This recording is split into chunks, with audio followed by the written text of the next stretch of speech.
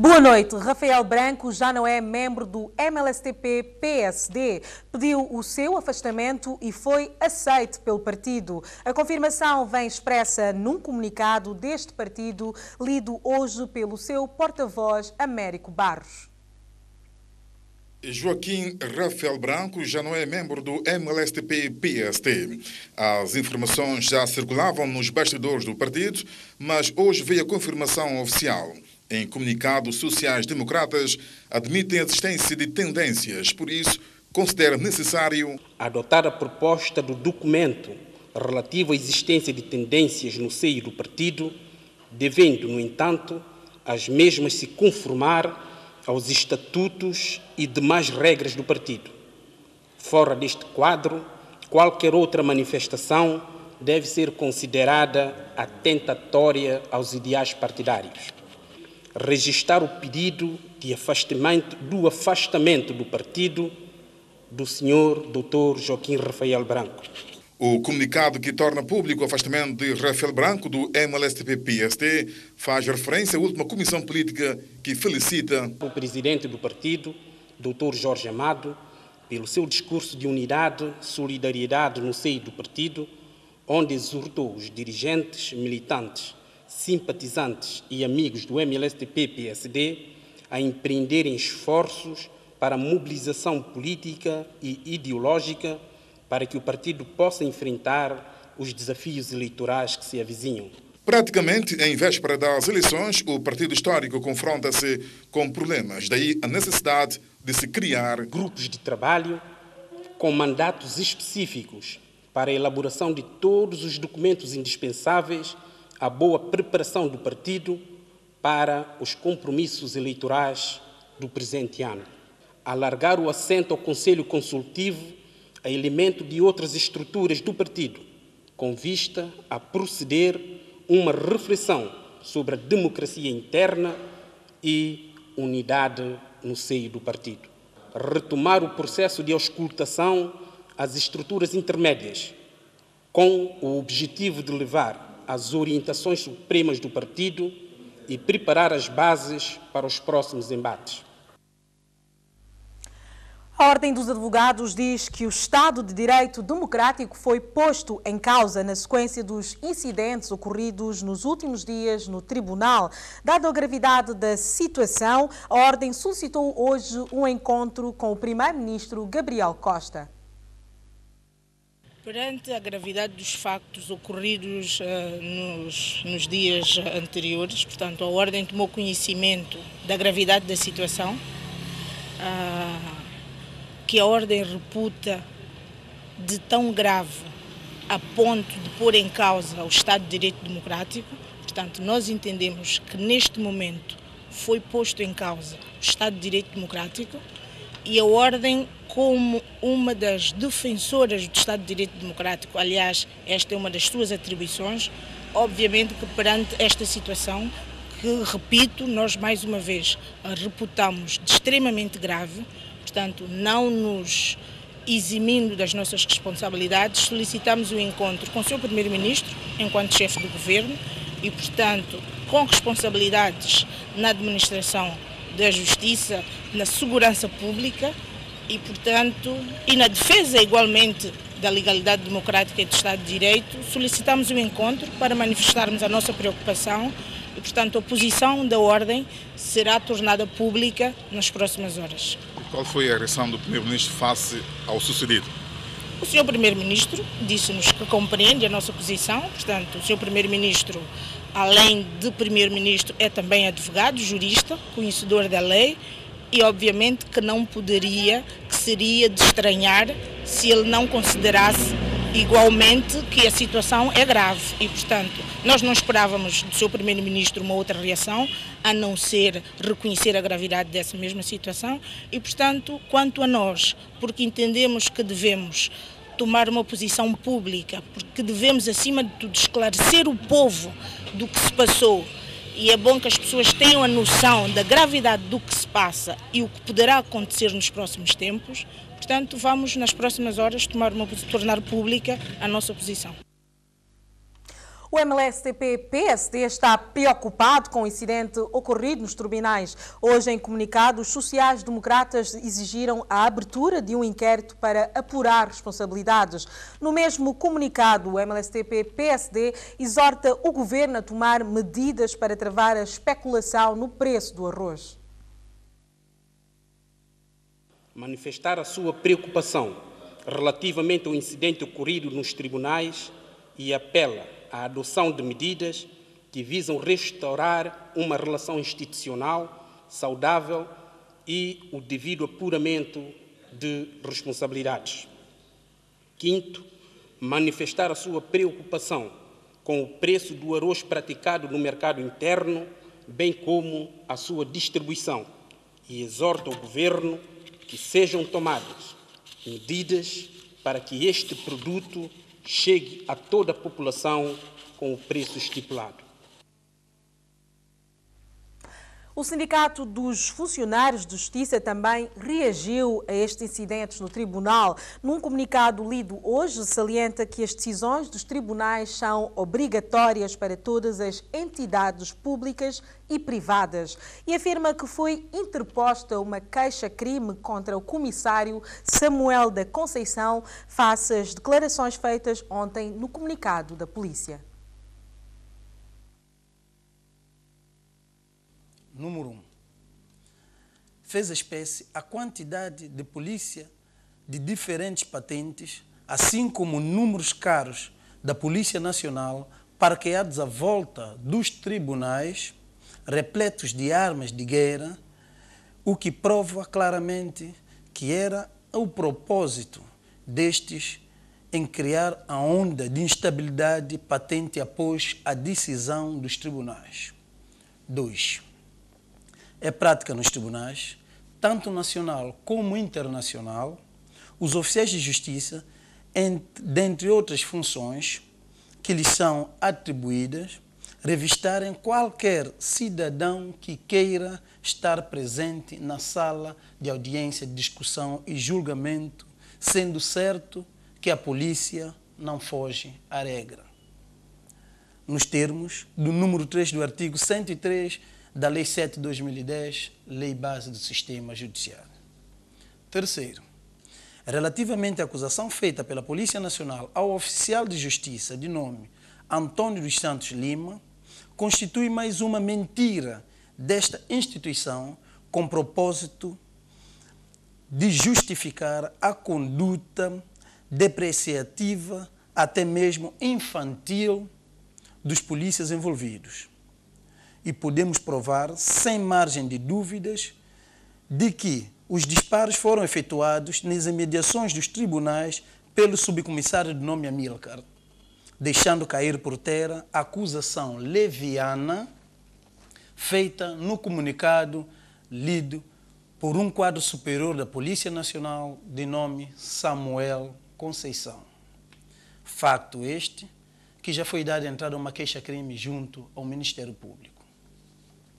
Em função de todos os fundamentos supramencionados, importa salientar de que as decisões dos tribunais judiciais são obrigatórias para todas as entidades públicas e privadas e prevalecem sobre as quaisquer outras autoridades, nos termos número 2 do artigo 122 da Constituição da República Democrática de São Tomé e Príncipe, coadjuvado com o número 1 do artigo 8, da Lei 7 de 2010, Lei Base Sistema Judiciário. Importa ainda dizer que o comportamento dos polícias dentro de uma instituição tão sublime como é os tribunais, que por sinal é um órgão de soberania, como reza a nossa Constituição da República no seu artigo 68, a linha D, foi muito grave e põe em causa o Estado de Direito Democrático. Para reagir a esses incidentes ocorridos no tribunal, temos connosco em estúdio a bastonária da Ordem dos Advogados, Celisa de Deus Lima. Doutora Celisa, a Polícia Nacional afirma que a condenação dos agentes à prisão efetiva e a ordem de condução à cadeia central dada pelo juiz contraria as leis vigentes do país. Que comentário faz disso? Muito obrigada à TVS por ter contactado a Ordem dos Advogados para se pronunciar sobre essa questão que nós reputamos de extremamente grave e que põe em causa o Estado de Direito democrático e, portanto, a Ordem, preocupada com os acontecimentos ocorridos no passado dia 4, fez algumas demarches no sentido de contactar os mais altos responsáveis das instituições envolvidas no incidente. Não foi possível. A Ordem solicitou o encontro com o Sr. Primeiro-Ministro, chefe do Governo, com caráter de urgência, o que foi prontamente aceito pelo Sr. Primeiro-Ministro, mas não contactamos nem solicitamos uma audiência ao Sr. Presidente da República enquanto mais alto magistrado da nação e defensor da Constituição e do Estado de Direito, porque, noutras ocasiões, a Ordem já havia solicitado audiências ao Sr. Presidente da República e, lamentavelmente, não teve qualquer indicação de aceitação e, portanto, não fomos recebidos pelo Sr. Presidente da República, daí não o termos feito, porque, no nosso entender, a gravidade da situação exigia que houvesse um encontro entre os diversos intervenientes no setor da justiça. Relativamente à situação concreta, e é isto que importa, portanto, as pessoas perguntam o que se passou, o que terá efetivamente acontecido na sala de audiência dos tribunais, e nós gostaríamos de, com uma posição equidistante, podermos nos pronunciar sobre a mesma. Portanto, houve, na sequência da agressão ocorrida a um oficial de justiça, portanto, o tribunal entendeu, houve uma participação e portanto, houve o julgamento sumário do oficial de justiça por desobediência à autoridade. Uma situação normal e que, portanto, legítima, e não haveria qualquer problema até este momento, se eventualmente o facto disto ter ocorrido. E, portanto, o mesmo cidadão poderia, eventualmente, creio que o terá feito, também apresentar uma queixa relativamente às ofensas à integridade física de que foi alvo. Mas o cerne da questão, que nós reportamos de muito grave, tem a ver precisamente com tudo o que começou a partir do julgamento. E é sobre esta matéria que nós gostaríamos de esclarecer as pessoas, porque paira muita dúvida, efetivamente, de que lado estará a razão. E nós ontem ouvimos quer a polícia, o comunicado da polícia e o comunicado dos tribunais, e a sensação que a Ordem tem é que, de facto, o cidadão, o povo, não ficou esclarecido. Portanto, perante um julgamento sumário, de facto, o que deveria ter acontecido, no caso concreto, houve absolvição do oficial de justiça, entendeu o tribunal que não haviam provas para que o oficial fosse condenado e o mesmo foi absolvido.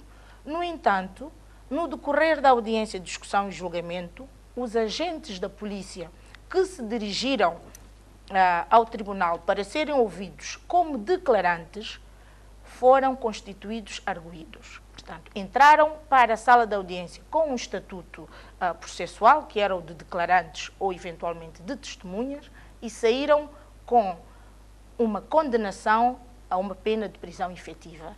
É importante rapidamente esclarecer que, do ponto de vista jurídico, isto não é defensável. Do ponto de vista da legalidade, do princípio da legalidade, não é possível que alguém entre com um estatuto processual na audiência de discussão e julgamento, no caso concreto de declarante, e saia como arguido. Se no decorrer da audiência ficou provado que havia indícios de cometimento do crime de ofensas à integridade física, que os agentes efetivamente agrediram o oficial de justiça, o que o tribunal deveria ter feito, e neste caso o Ministério Público, enquanto defensor da legalidade, mandar extrair uma certidão, remeter o processo para instrução e, portanto, num processo separado, os agentes da polícia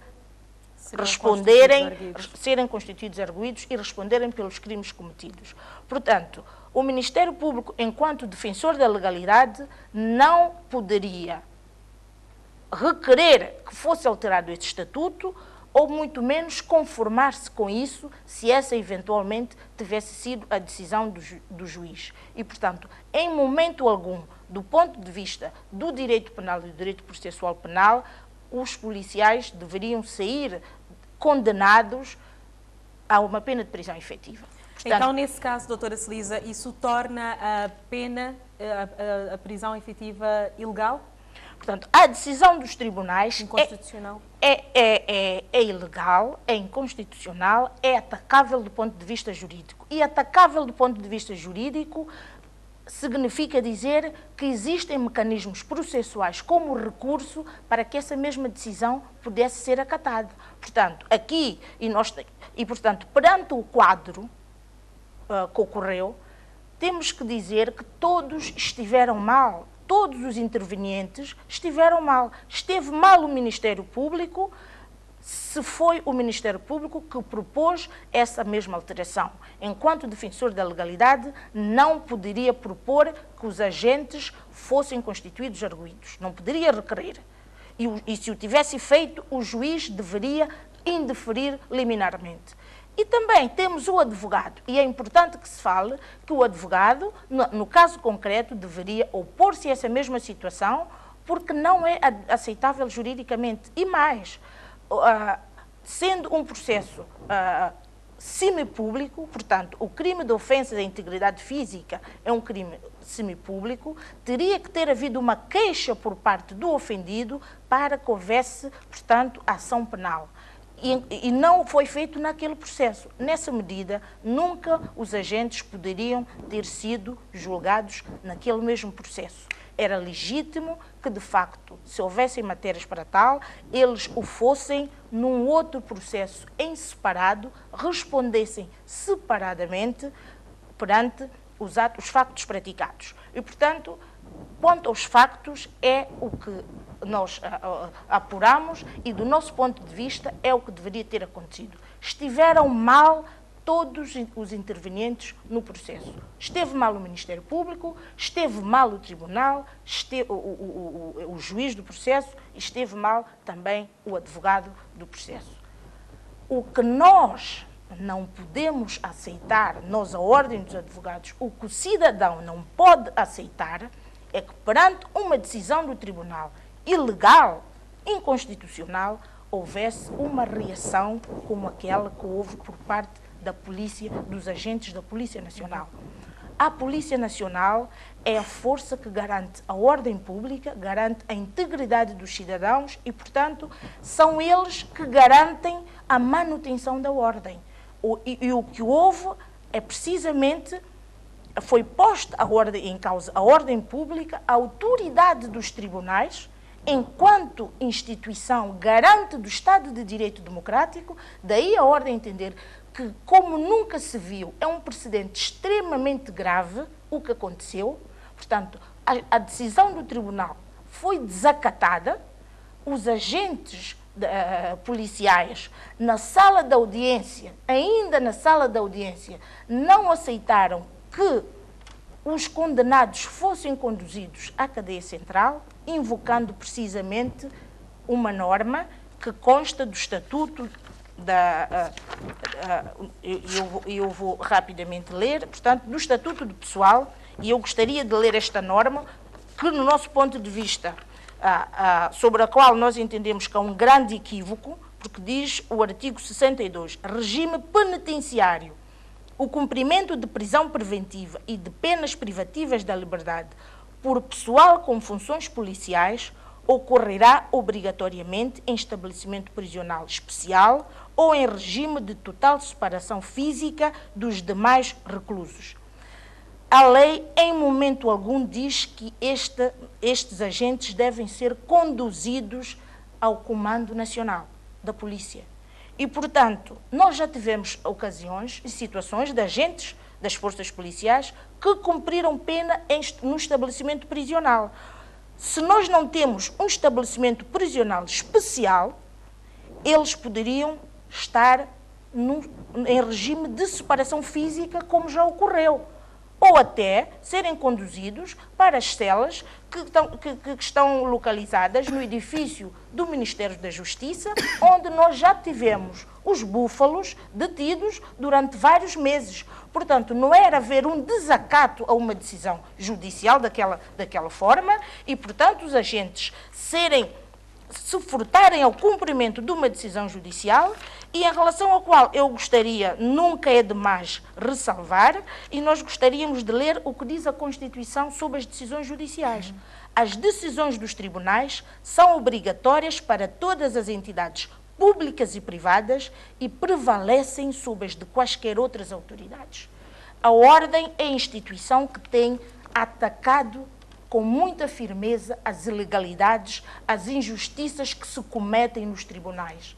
O que nós queremos é que os magistrados administrem a justiça em nome do povo, que haja justeza nas decisões judiciais, o que não tem acontecido, e nós temos denunciado isto, nós temos vindo a denunciar e temos estado sozinhos nesta denúncia, e o que aconteceu é a prova de que, de facto, quando as pessoas não se revêem nas decisões da justiça, na justeza das decisões dos tribunais, elas tentam reagir.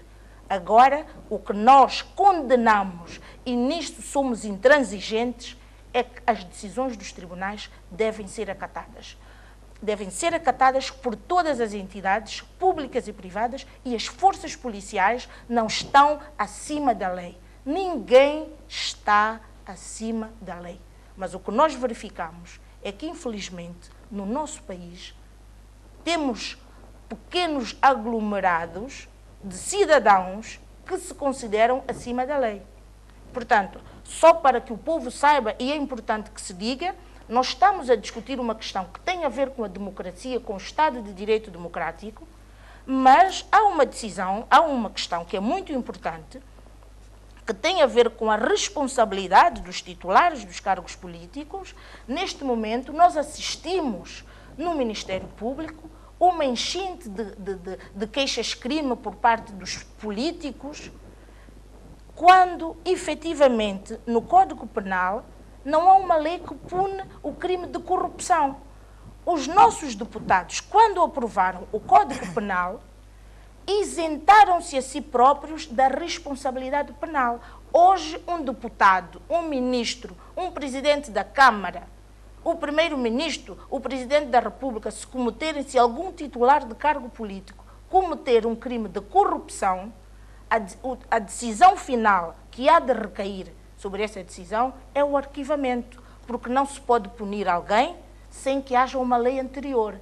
E os senhores deputados, propositadamente, aprovaram uma lei em que todos os cidadãos são punidos, e eles, que são os representantes do povo, que foram eleitos pelo povo para defender os interesses do povo, colocam-se acima da lei e, portanto, não podem ser responsabilizados. É para vermos, peço imensas desculpas, mas é para vermos como, de facto, anda tudo subvertido. A Ordem tem denunciado essas situações, o rei efetivamente vai nu e ninguém tem a coragem de o dizer. O que nós esperamos é que, perante a gravidade da situação, perante o que aconteceu, além da responsabilização pessoal de cada um dos agentes envolvidos, sejam apuradas responsabilidades a nível das chefias. O que nós esperamos é que efetivamente se saiba quem deixou que os senhores agentes policiais, naquela quantidade anormal, ao invés de estarem nas ruas a defenderem o cidadão, a garantirem a ordem pública, fossem aos tribunais numa tentativa intimidatória, claramente intimidatória, tivessem cercado os tribunais com armas de guerra, tivessem viaturas do Estado, em que não há viaturas da polícia para se cumprirem diligências, mas uma quantidade anormal de viaturas, tivessem feito tiros ao lado do Palácio Presidencial, num comportamento nunca visto na democracia, e, portanto, se perante tudo o que aconteceu não forem assacadas responsabilidades a todos os níveis, nós mais uma vez dizemos que se cria um precedente grave e que seguramente o Estado de Direito Democrático estará ameaçado. Doutora Celise, essa é mais uma prova de que precisamos, de facto, de uma reforma do setor judiciário. Obrigada por ter vindo aqui ao Telejornal. Estivemos com a reação da Ordem dos Advogados em relação aos incidentes ocorridos no Tribunal. Mais 2 empresas manifestaram interesse na exploração do petróleo nos blocos 1 e 6 da Zona Económica Exclusiva de São Tomé e Príncipe. Num comunicado distribuído à imprensa, a Agência Nacional de Petróleos revela que se tratam da empresa portuguesa de petróleos Petrogal S.A. e a New World Oil and Gas PLC.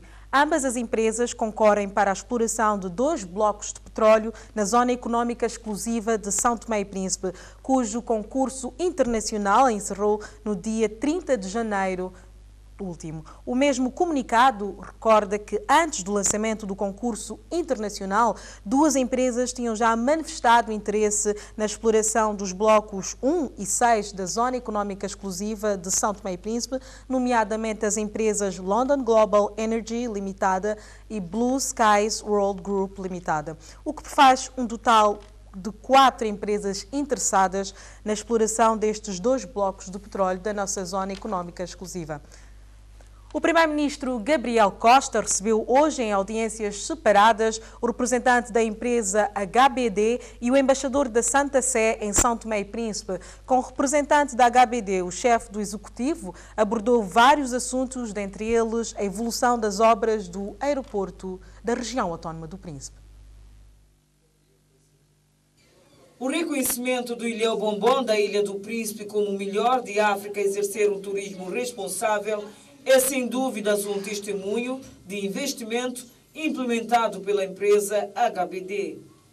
É na linha das suas ações que levou os responsáveis da HBD ao encontro com o Gabriel Costa. Discutimos um pouco o evoluir dos trabalhos específicos da recente inauguração da carpintaria, que penso que é muito importante em termos da proteção da floresta e todo o esforço que está a tentar fazer de isenção de possíveis taxas aduaneiras para que haja uma proteção sustentável de São Tomé e Príncipe nessa matéria.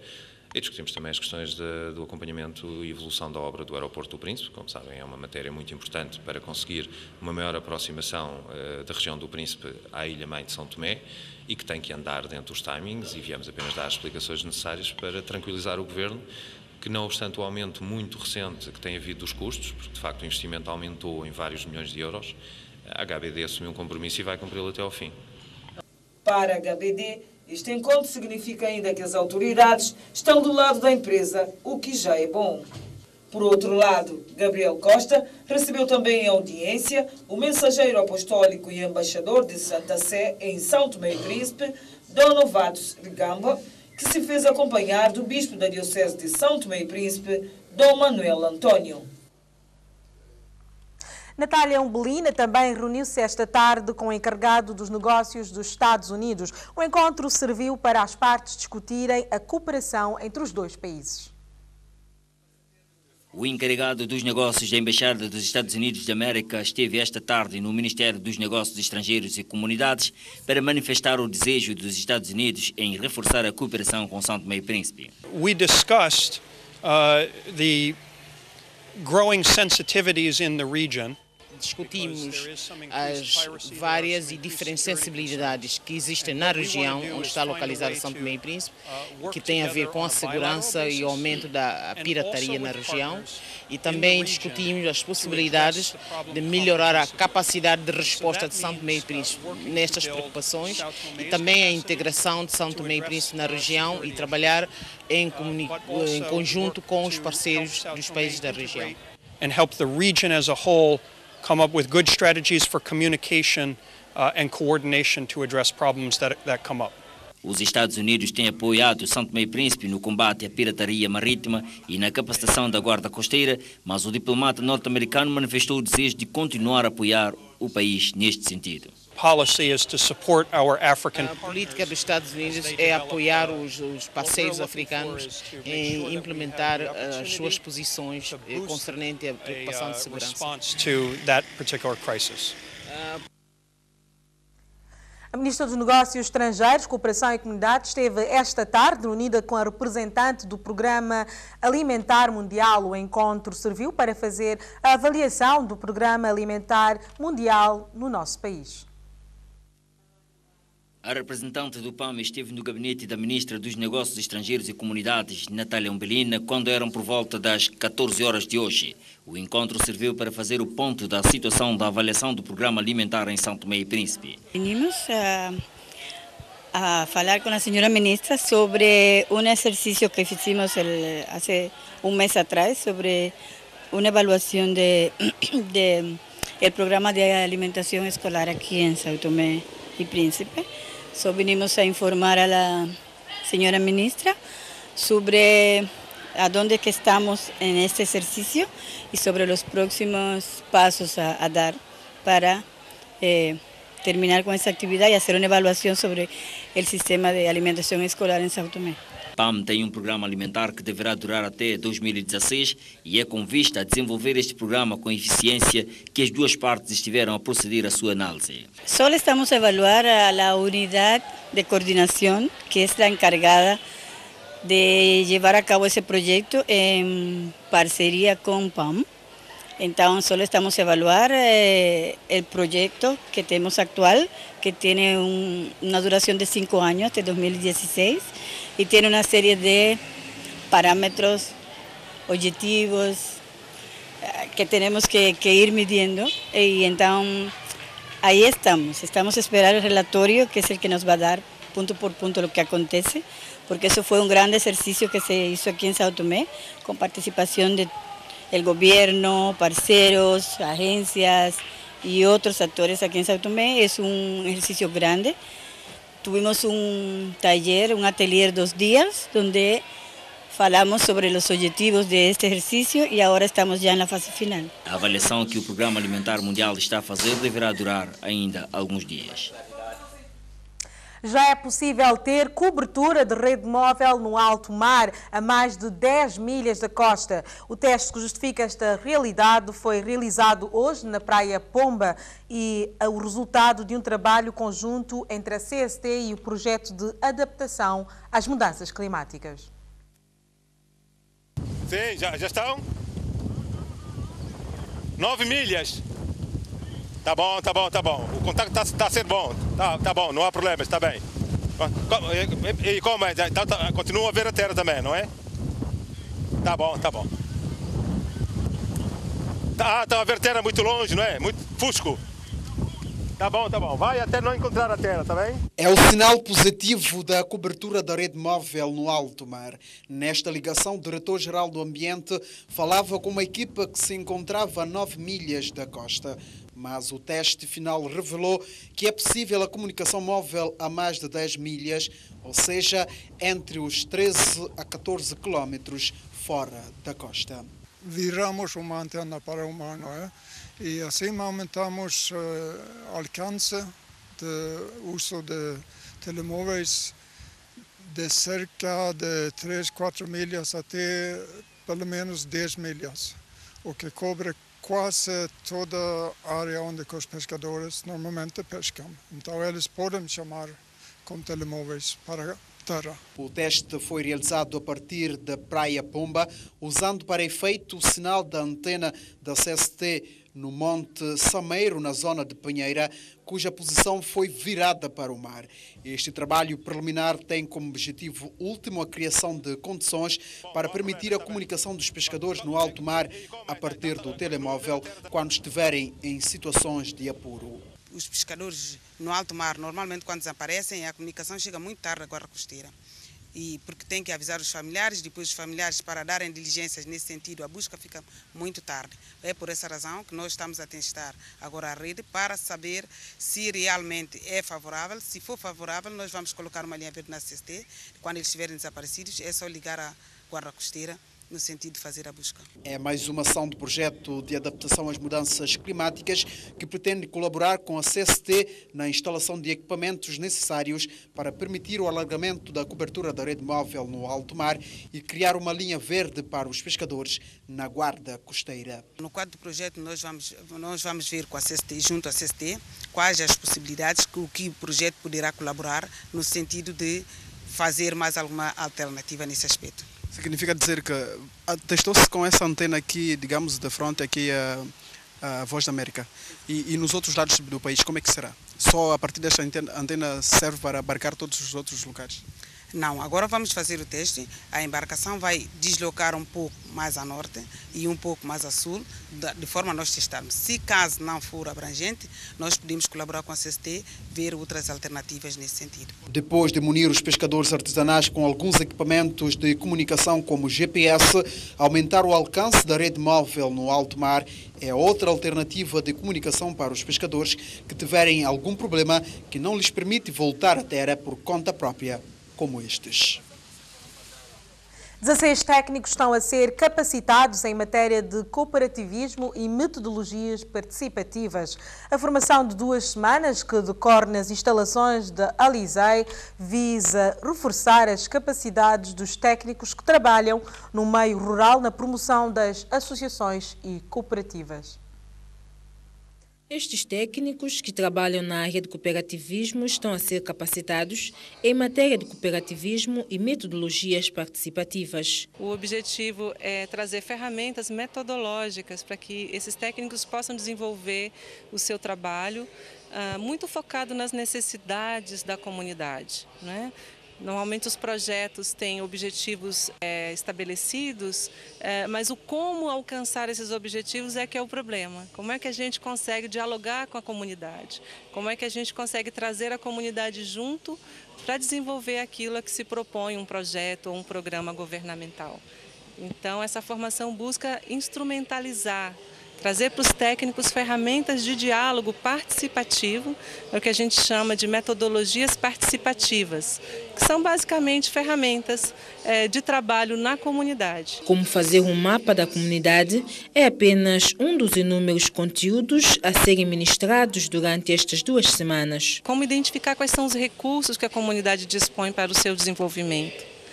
Elas também propiciam a compreender qual é a dinâmica da produção naquela comunidade. As pessoas sabem isso no seu dia a dia, mas não têm isso sistematizado. Então a ferramenta permite sistematizar a informação e montar uma base consistente a partir do qual o técnico faz um plano da sua intervenção. Então ele atua com base em informações muito concretas, não só do que há na comunidade, mas também de quais são as suas necessidades reais. Como todas as ferramentas são participativas, a sensibilização faz parte de todo o processo. O principal aqui é que o técnico compreenda que ele não está separado da comunidade.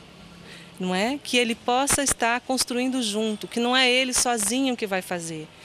Então a sensibilização parte a partir do primeiro momento do diálogo com essa comunidade, que é principalmente não olhar a comunidade ou os agricultores como beneficiários, mas como atores sociais relevantes. Pretendemos aprender o máximo e estaremos aptos, espero eu, para passar essa mensagem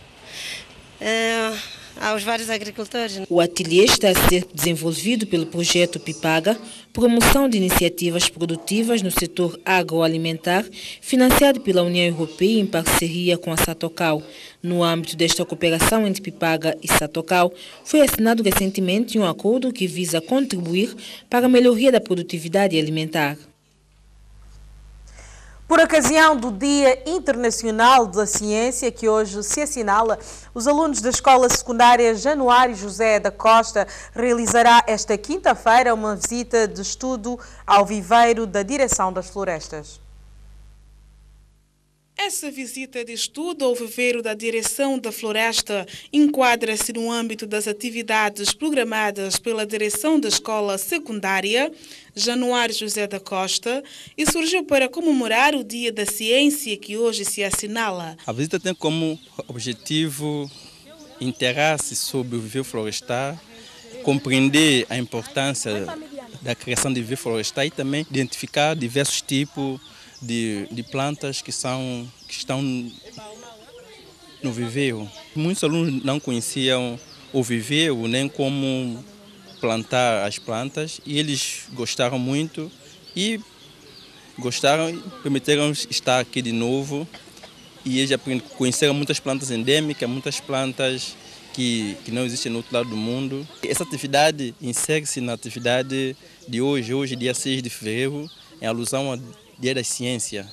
E, portanto, nós fizemos essa visita de forma a os alunos estar mais perto das plantas e conhecer as plantas. Os alunos tomaram contactos com os processos, como se preparam os viveiros de várias espécies de frutíferas, plantas para ornamentação e essências florestais. Aprendi muitas coisas, por exemplo, alguns nomes comuns, vulgares de algumas plantas. Por exemplo, também aprendi nome científico como cidrela dorata, nome vulgar dela é cidrela e também, aprendi muitas coisas, vou levar muitas coisas. Aprendi que a direção de viveiro das plantas, elas também semeiam as plantas e transportam as plantas para outro local para se plantar, para transplantar. E também conheci algumas plantas endêmicas que existem no nosso país e também eu também queria deixar um apelo a toda a população em nível geral que nossas plantas endêmicas são plantas muito preciosas. Devemos protegê-las, não só planta endêmica, também com outras plantas que existem no nosso país. Não devemos abater a árvore sem ter nenhum cuidado. Devemos proteger a nossa floresta aqui. Sabemos que nossa floresta é o pulmão do mundo. Uma atividade escolar que serviu para munir os alunos de mais conhecimentos sobre as plantas. É tudo, obrigada por nos terem acompanhado. Boa noite e até amanhã.